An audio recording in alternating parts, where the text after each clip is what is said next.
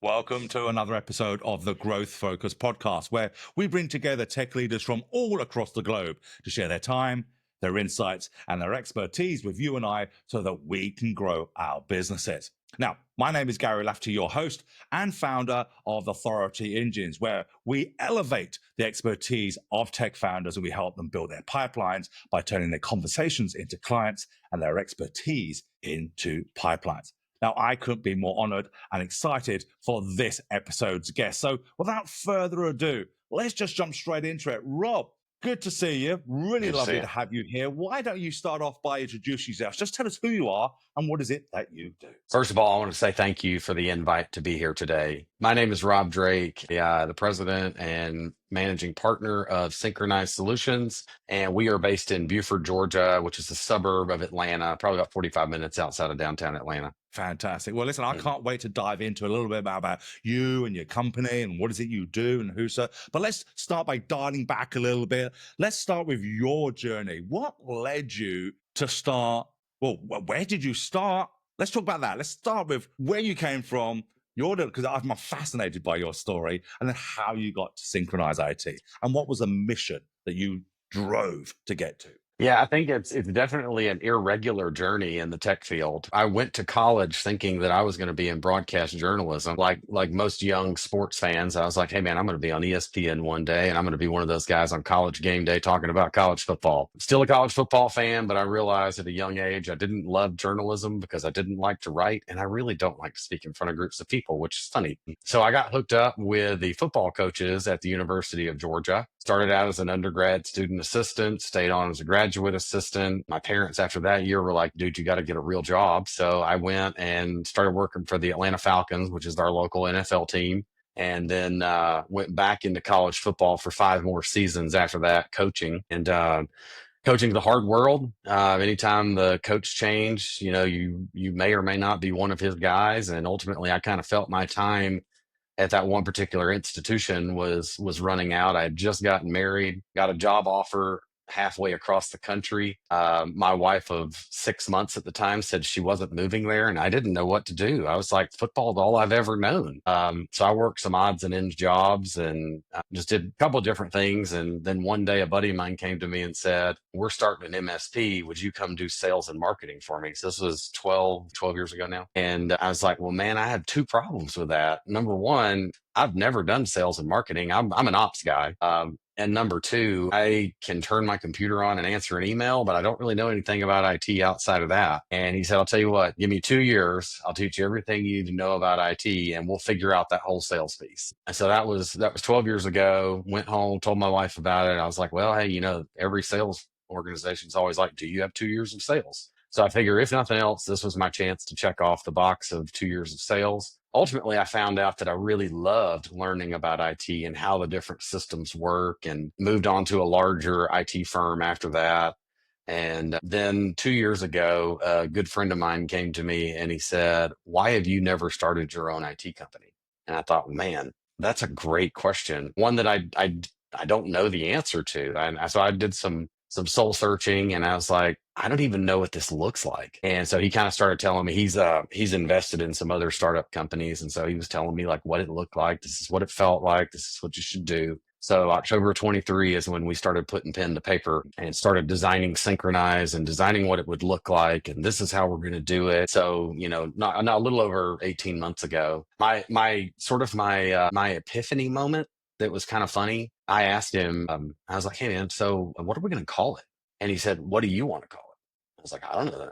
I hadn't even thought about that. Normally, I've always worked for other people and they've told me what to do. And so we kind of kicked that idea around. And then probably about a week later, I said, what colors are we going to use? And he goes, Rob, what color do you want to use? And I was like, that's interesting. And so then we started talking about some other things. And then I asked him another question about, what are we going to do for this? And he's like, Rob, this is your company. What do you want to do? And I like in that moment, it clicked in my brain. I'm like, I need to make all these decisions now. It's not up to anybody else now. It's me. And I have a great team of people here that help me a lot, but it very much was just that light bulb moment of, okay, here we go. We're actually doing this. And I get to pick who designs our website. I get to pick who does this. I get to pick the technologies that we decide we want in our tech stack. And so that was kind of a fun moment.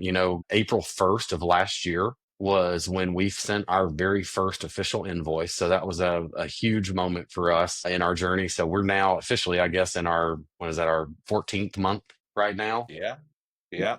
And in 9 months last year, we crossed the $1 million threshold, which was unbelievable. It was a goal of ours last year to do $1 million in the first year, but I honestly didn't think we would do it. But it's kind of like if you don't shoot for the stars, you'll never land on the moon. And so I just kind of thought, like, here we go.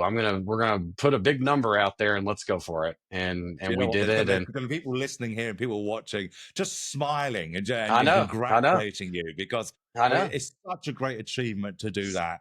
Mhm. Especially within your first year as well. So Yeah, for people who don't know what Synchronized IT Solutions does, they can take a guess at it. But there's a lot of yeah, MSPs out there that we talk about in a right. minute.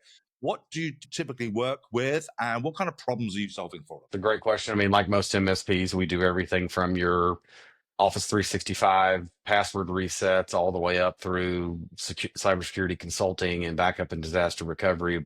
Where I think our team really thrives is on network architecture, network design, network security. I feel like that's really what we're best at as an organization. And then typically our customers, we have a lot of clientele in the commercial construction space, so not just general contractors but equipment rental companies and framers and electricians and plumbers, and very much like that world seems to be where we play a lot in. But we have several people that are in the healthcare industry as well. But just we go with people who need what we do, not just like, oh God, I gotta have an IT guy. Like people who really sit down with us and that we connect with on a personal level. Those are the people that are great fits for what we do.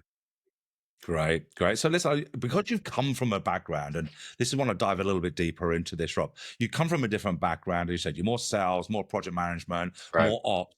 You've done extremely well in your first year. How has a different approach coming into starting an MSP from other MSP founders? How has that shaped how you lead the business and how you get to stand out in a crowded marketplace? Obviously, I'm not afraid to talk to people, and I'm not saying that other people are. I just that's something that I do. I show up at places and I talk, and most importantly, being in a highly successful salesperson, learning when to listen and ask the right questions and listen, but really being more empathetic, I think is what's important for us. Is the conversations that we have with people. I mean, I'll do a little cheap plug for something that we created. It's kind of our core values. I wouldn't call it officially our core values, but we sat down and we're like, hey, why do we do what we do, and who's going to be on our team? And so it's all about serving the people who choose to work with us. And so we created this little acronym. So our name is Synchronized. So we created a little acronym that's called Let's Sync Up. So it's on a lot of our marketing material. And so the SYNC stands for something. Ultimately, we're standardizing their systems. We say it's your business goals. That's the why, because we want to know what your business goals are. That's how we help you out. Together, we navigate challenges, and then ultimately we cultivate synergy. We create that sticky bond. We become a part of their team. And so that's where I specifically, when I started hiring our first engineer, I wanted somebody that not only was a very savvy technical person, partly because that's not what my specialty is, but somebody that enjoyed working with people. And I think that was extremely crucial because my team loves to serve. They love to give, and not just solve problems, but they enjoy getting to go on site and meeting the clients that we serve. And so we're pushing that culture out. I mean, I'd like to think that starts with me. I love meeting people. I love serving them. I love helping them. It's not just about dollars and cents, but it really is about providing them the right solution and making it a win-win for both our clients and for the Synchronized team. Truly a really good relationship. And I think, when you Mhm. and I have been talking before, we know that at the heart of every great MSP, VARs, founder led, service led, especially in this industry, is relationships. You've got to build those Absolutely. relationships. And I love the word you used earlier, which is making it stick. It's got to be a relationship Hmm. that's not fleeting. It's one that Right. actually sticks and there's value Right. both sides. So we'll Hmm. talk a little bit more about that a little bit later on. But obviously, before we can even start building a relationship, we need to do some lead gen. We need to drive leads towards the company. What's working really well for you now when it comes to generating leads and driving growth? Man, that's a great question, Gary. And it's one that we've been leaning heavily into. Our current our current client base, kind of telling them like, hey, you're a good fit for us. And this is why you're a good fit for us. And so you kind of list that out and you make the job easy for them. I don't expect them to sell for me, but you multiply yourself by having those great relationships with your clients, because then they ask, why are we a good, and if you don't say like, hey, this is why you're a good fit for us, like, why are we a good fit for you? And so you say, hey, based off of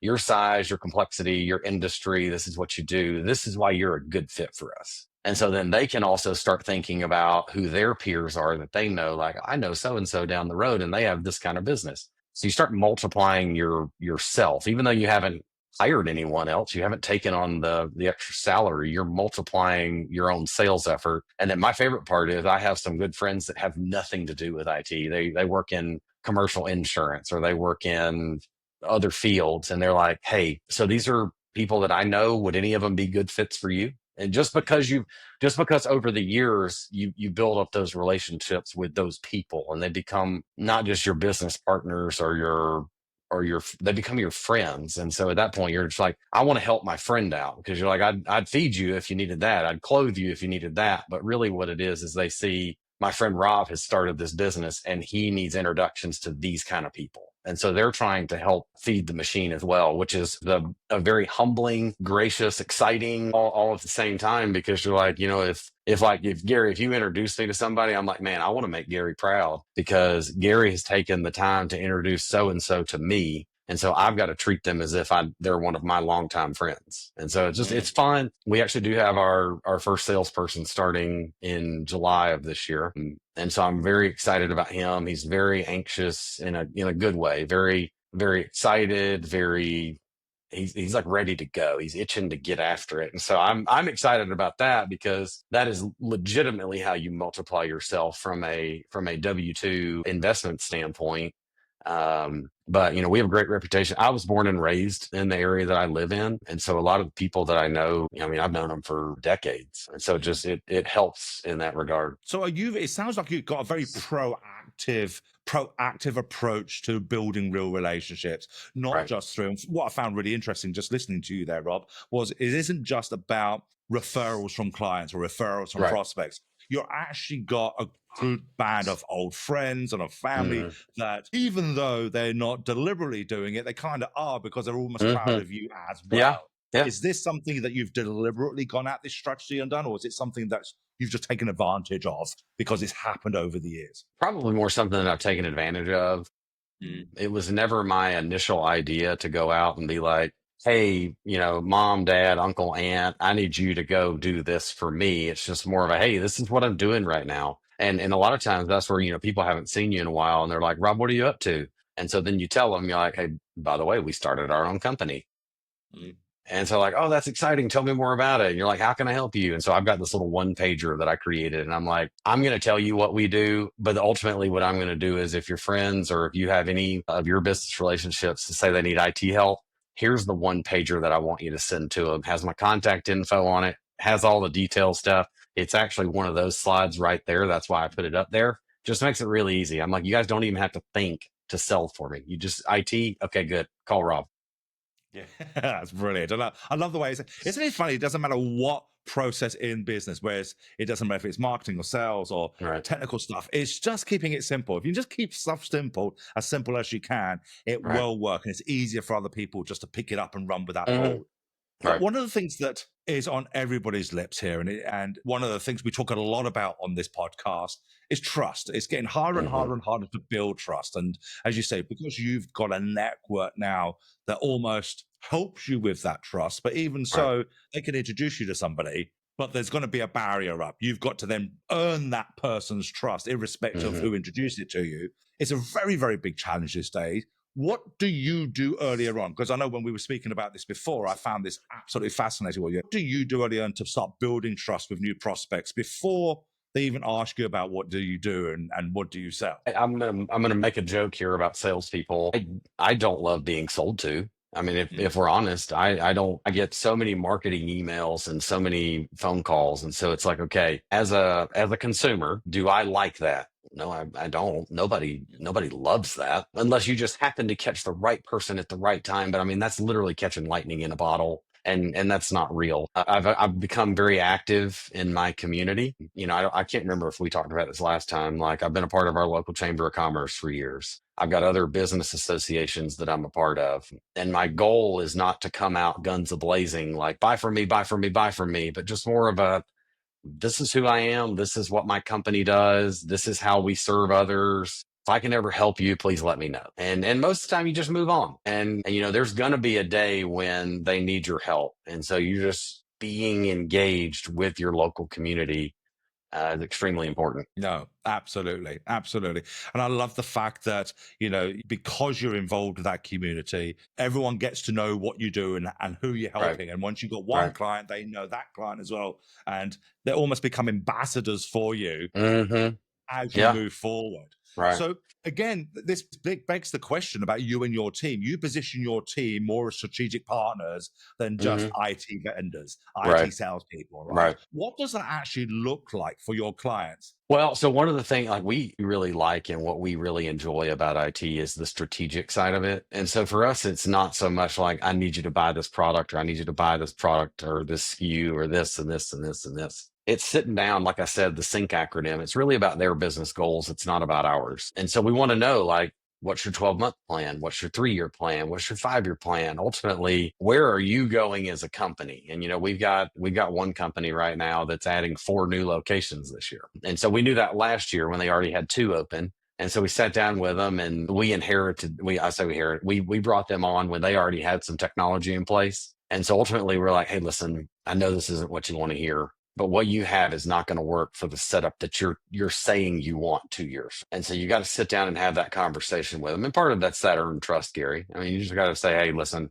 what I'm telling you right now, I'm not going to come back to you in 6 months and say, hey, we got to do this again, and we got to do this again, because then you're going to really lose your trust. You're going to burn that relationship. You're going to burn that bridge. And so you're saying, hey, this is where you are today. This is where you tell me you want to be. So let's go ahead and right size this now so that you've got room to grow into it as you go. Because for them, they have kind of that hub and spoke model. They have the central location, and then all their other locations are phoning back home to headquarters. So we had to go in and ultimately have a hard business discussion about making some changes, but the change that we made today is going to benefit them 3 years from now. And so No, sometimes and I that's think this is hard. yeah.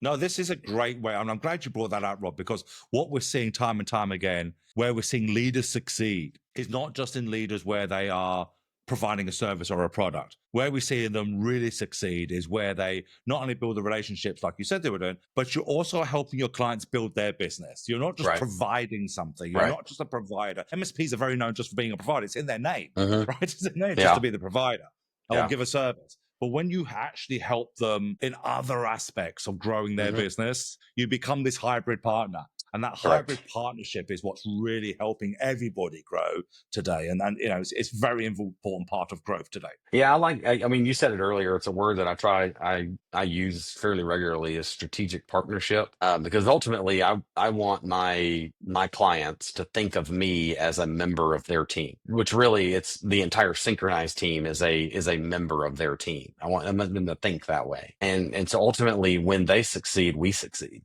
But just because we succeed doesn't mean that they succeed. And so our goal is to make sure that they succeed, and then in the end we succeed. And so when I go back to what I said earlier about win-win, it's really about helping them understand, if this is what you're telling me you want to do, then this is where you have to go.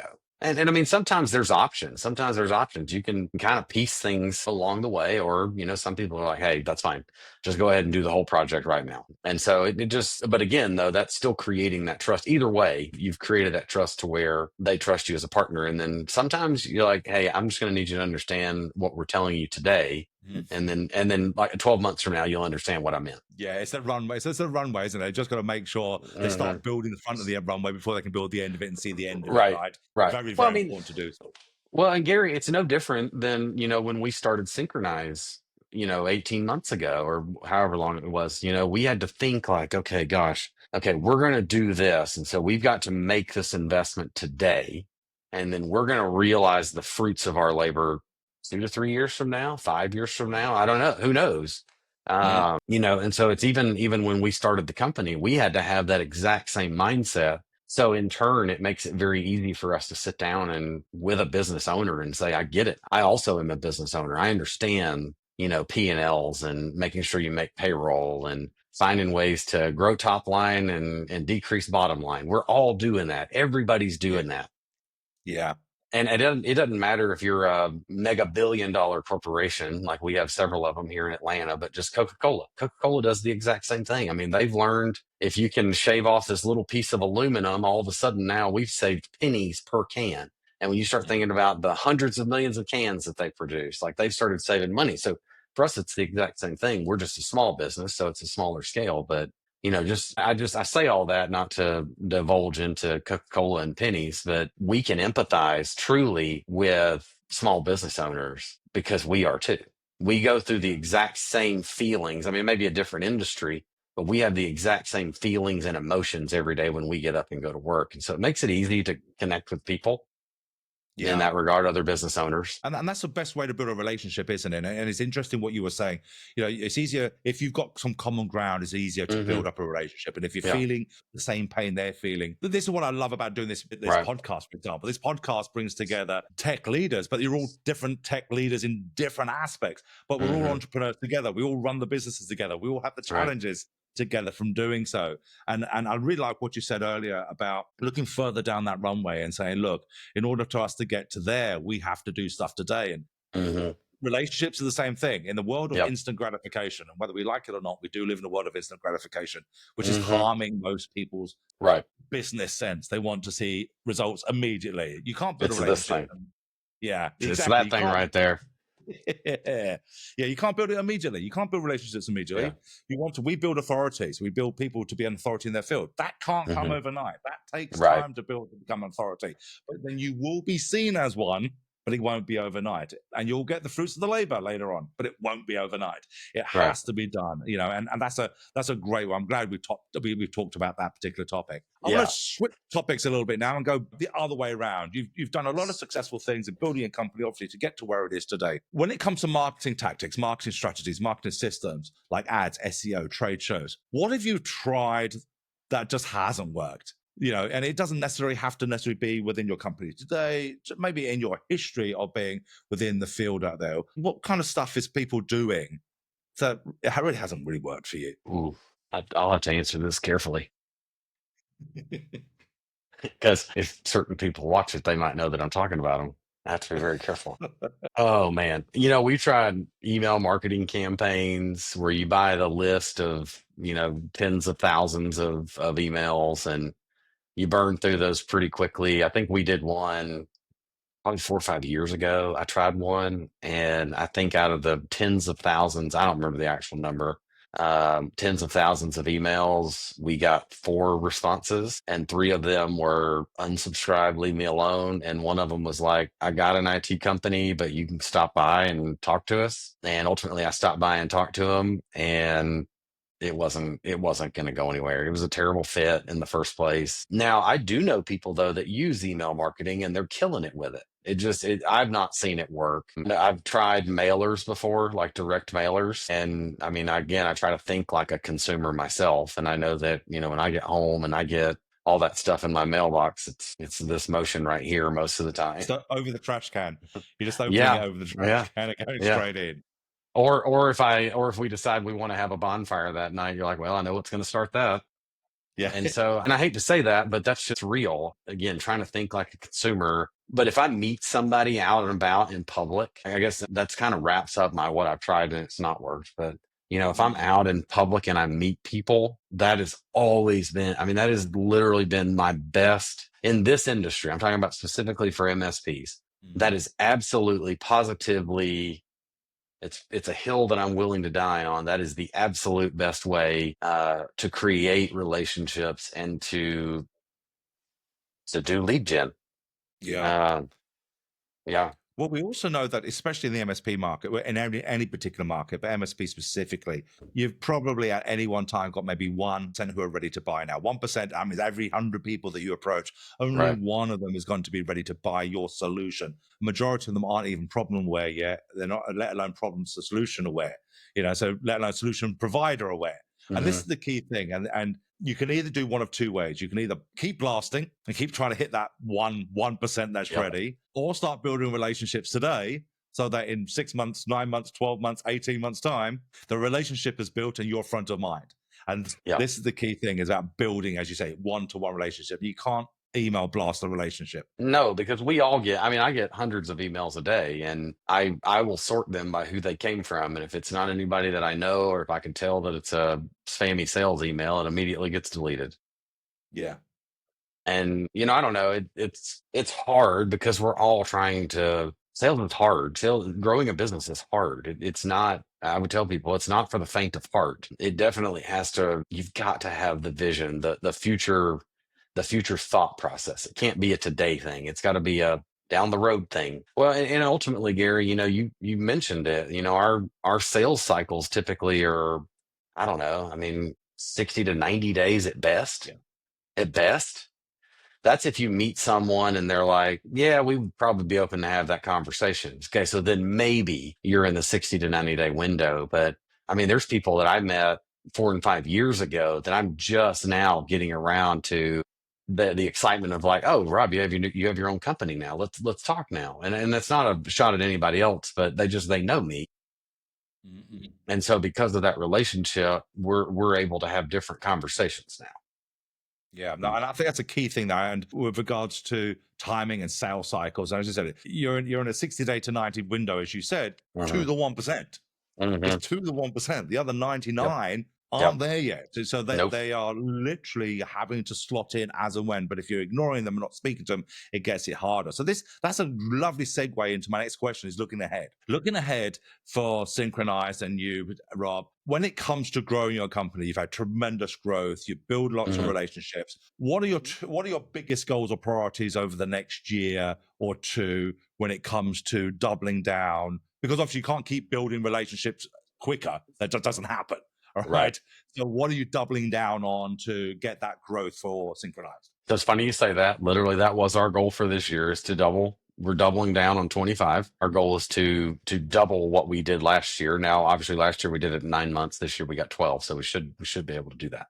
We've talked about mergers and acquisitions, and those are always there, but it has to be a great fit for us. We're not just going to go around throwing a bunch of money out there, because we all know that MSPs require a very high multiple, and so it's not going to be just going out there throwing money, but really we're looking for partners in business. I'm looking for people who do close to what we do, and maybe not the exact same thing. And then ultimately, I'm going to lean into those relationships. And so that's how we're creating not only strategic partners in our client base, but who are our strategic partners. Like most MSPs, we don't pull our own cable. I don't. That's a great example. And so I've got a couple partners that I do know that are cablers, and so we've started referring business back and forth to each other, and so we're going to help each other grow that way.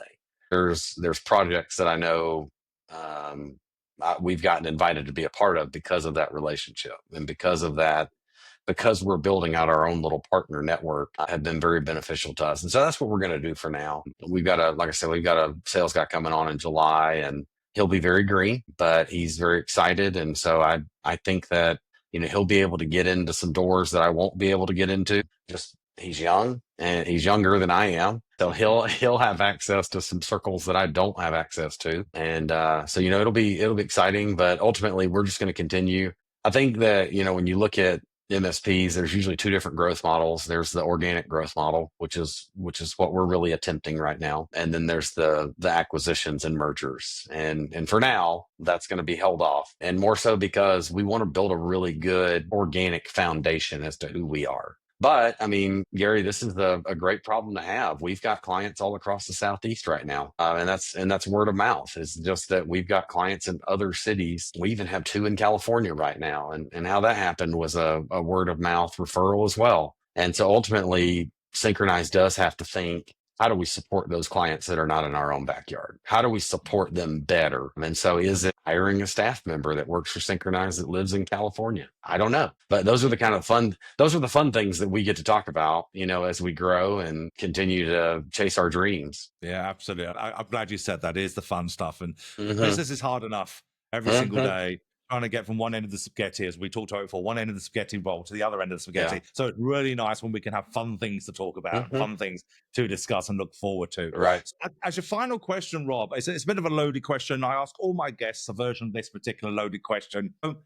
If there was a founder listening today Hmm.